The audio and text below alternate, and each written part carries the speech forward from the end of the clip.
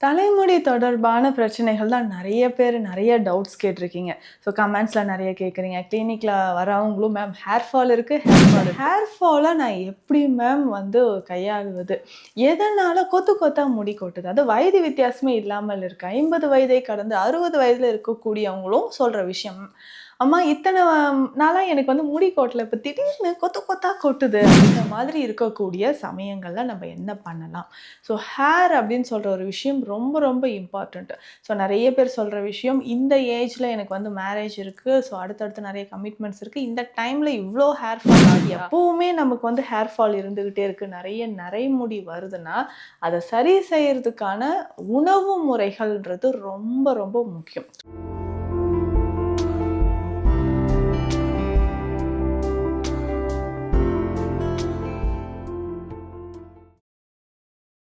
வரம் நேயர்களுக்கு வணக்கம். நான் டாக்டர் நித்யா, சித்தா பிசிஷியன்.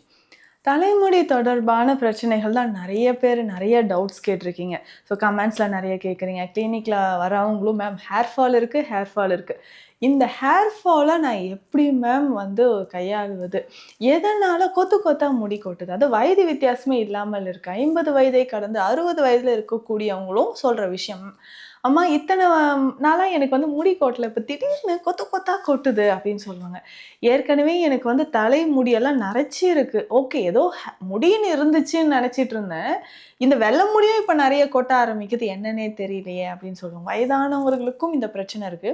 அதே மாதிரி நெறைய பேரண்ட்ஸ் வந்து கிட்ஸ் வந்து கூட்டிட்டு வருவாங்க. மேம் வந்து 7த் ஸ்டாண்டர்ட், 8த் ஸ்டாண்டர்ட் படிச்சுட்டு இருக்காங்க. ஸோ இவங்களுக்கு வந்து பார்த்தீங்கன்னா, நெறைய வெள்ள முடி இருக்கு. ஸ்கூல்ல எல்லாருமே இந்த மாரி சொல்றாங்க.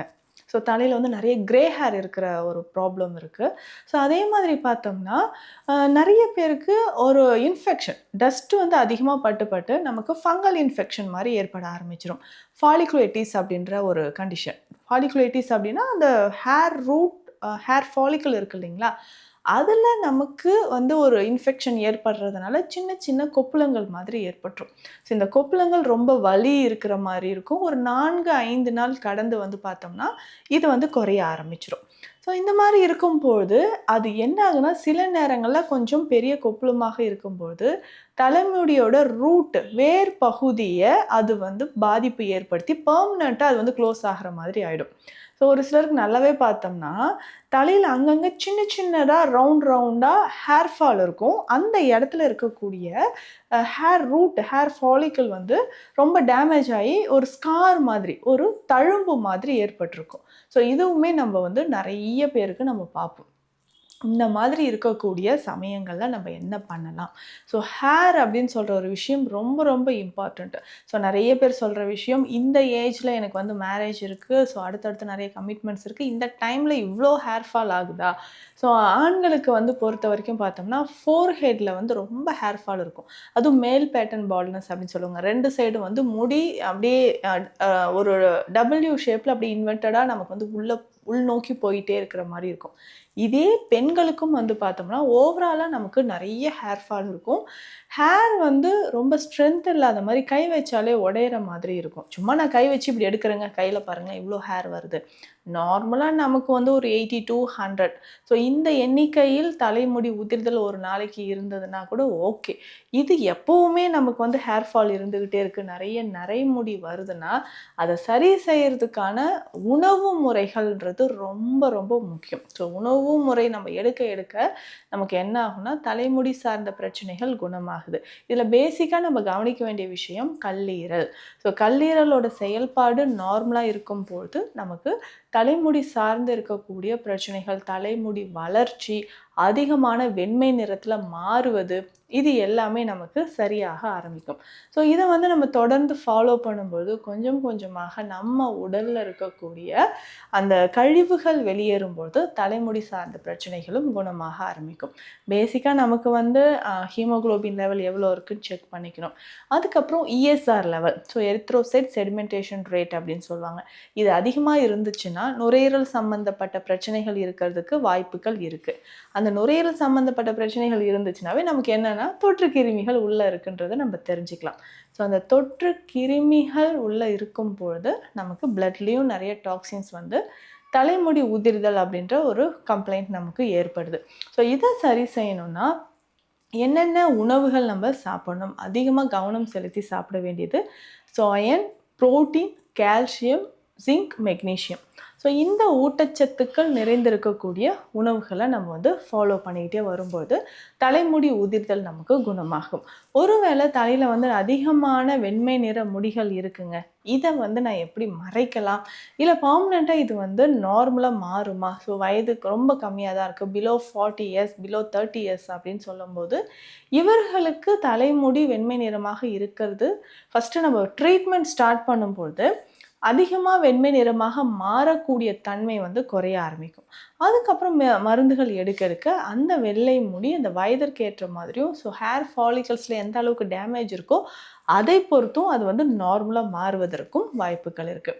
ஸோ இது பேசிக்காக ஒரு ஹேர் டை நான் எப்படிங்க நேச்சுரலாக, இது நிறைய பேர் கேட்ட கேள்வி, மேம் நேச்சுரல் ஹேர் டை நான் எப்படிங்க ப்ரிப்பேர் பண்ணி இது வந்து தலையில் அப்ளை பண்ணிக்க முடியுமா, சைட் எஃபெக்ட்ஸ் இல்லாமல் எனக்கு ஒரு வழி சொல்லுங்கள் அப்படின்னு கேட்டிங்கன்னா நிச்சயமாக முடியும். ஸோ இதுக்கு வந்து ஹேர் ஃபாலிகல்ஸில் இருக்கக்கூடிய விஷயங்களை நம்ம வந்து ஸ்ட்ரென்தன் பண்ணும்போது தலைமுடி நல்லாவே நமக்கு ஒரு ஸ்ட்ராங்காக நமக்கு வளர ஆரம்பிக்குது. சரி, இதை பொறுத்து வந்து பார்த்தோம்னா இந்த ஹேர் டை அப்படின்னு சொல்லக்கூடிய இந்த விஷயம் ரொம்ப சிம்பிளாக சில மூலிகைகளை வச்சு நம்ம வந்து ரெடி பண்ணிக்கலாம். இதற்கு நம்ம அவுரி பொடி நமக்கு தேவைப்படுது. அடுத்து முக்கியமாக தேங்காய் சிரட்டை, தேங்காய் ஓடு இருக்கு இல்லைங்களா, அதை வந்து நம்ம என்ன பண்ண போகிறோம்னா நல்லா கேஸ் அடுப்புலையோ இல்லை நீங்கள் அடுப்பில் போட்டிங்கனாவே அது வந்து கறி மாதிரி வர ஆரம்பிச்சிடும். ஸோ அந்த பவுடர் பண்ணி நம்ம எடுத்து வச்சுக்கணும். ஸோ தேங்காய் சிரட்டை கறியை வந்து நம்ம எடுத்து வச்சுக்கணும். அவுரி பொடி, தேங்காய் சிரட்டை கறி, அதுக்கப்புறம் மருதாணி பொடி, திரிஃபலா அப்படின்னு சொல்கிறோம் இல்லைங்களா, இந்த கடுக்காய், நெல்லிக்காய், தாண்டிக்காய், இது மூன்றும் நம்ம சேர்த்து எடுத்து வச்சுக்கணும். ஸோ இதை நம்ம என்ன பண்ணோம்னா எலுமிச்சை சாறு கொஞ்சம் விட்டு கலந்து அப்படியே ஒரு நாள் இரவு முழுவதும் இருக்கணும். ஸோ இதுக்கப்புறம் நம்ம வந்து கொஞ்சமாக தண்ணீர் சேர்த்து அதை கலந்து, காலையில் தண்ணீர் சேர்த்து கலந்து தேவையான அளவுக்கு தண்ணீர் சேர்ந்து நல்லா பேஸ்ட் மாதிரி வந்ததுக்கப்புறம் தலையில் நம்ம அப்ளை பண்ணணும். ஸோ இது தலையில் அப்ளை பண்ணிவிட்டு ஒரு 2-3 மணி நேரம் அப்படியே நம்ம விட்டுட்டு தலையை அலசணும். அடுத்த நாளே இது வந்து திரும்பவும் நம்ம வந்து ட்ரை பண்ணணும். ஸோ ஒரு வாரத்துக்கு 2 நாள் தொடர்ந்து வந்து இதை பயன்படுத்தும்போது தலைமுடி, அந்த நரைமுடி எல்லாமே நமக்கு கருமை நிறத்தில் மாறுவதற்கான வாய்ப்புகள் இருக்குது. இதற்கு அடுத்தது முக்கியமாக பார்த்தோம்னா நம்ம சாப்பிடக்கூடிய உணவில், ஸோ நான் முன்னரே சொன்ன மாதிரி இரும்பு சத்து நிறைய இருக்கக்கூடிய உணவுகள், ஒமேகா 3 ஃபேட்டி ஆசிட்ஸ் இருக்கக்கூடிய உணவுகளை நம்ம ஃபாலோ பண்ணணும். ஸோ இரும்பு சத்து அப்படின்னு சொல்லும்போது பீட்ரூட் ஜூஸ் குடிக்கலாம், நெல்லிக்காய் சாறு, வாழைப்பூ ஜூஸ் குடிக்கலாம், ஆவாரம் பூ ஜூஸோ இல்லை டீ மாதிரியோ நம்ம பருகும்பொழுது, காலையிலே இதை பருகும்போது ஸோ வயிற்றில் இருக்கக்கூடிய இந்த கிருமிகள், டாக்ஸின்ஸ் இது வந்து வெளியேற ஆரம்பித்து தலைமுடி உதிர்தலுக்கு இது ரொம்ப ரொம்ப யூஸ்ஃபுல்லாக இருக்கும். இதுக்கப்புறம் கண்டிப்பாக வாரம் ஒரு முறையாவது எண்ணெய் குளியல் ரொம்ப ரொம்ப அவசியம்.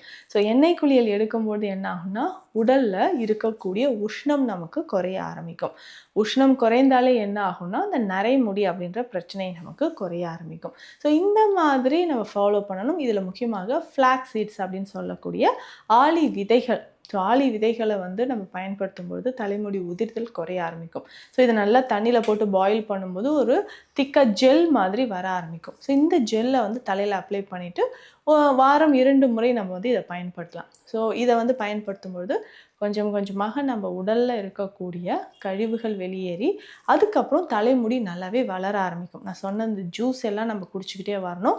இந்த ஆளி விதை ஜெல் வந்து நம்ம ரெடி பண்ணிவிட்டு தலையில் அப்ளை பண்ணும்பொழுது தலைமுடி ரொம்ப ஸ்ட்ராங்காக, அதாவது உறுதியாகவும், ரொம்ப உடைந்து போகாமலும் வெள்ளை முடி வராமலும் நமக்கு இருக்குது.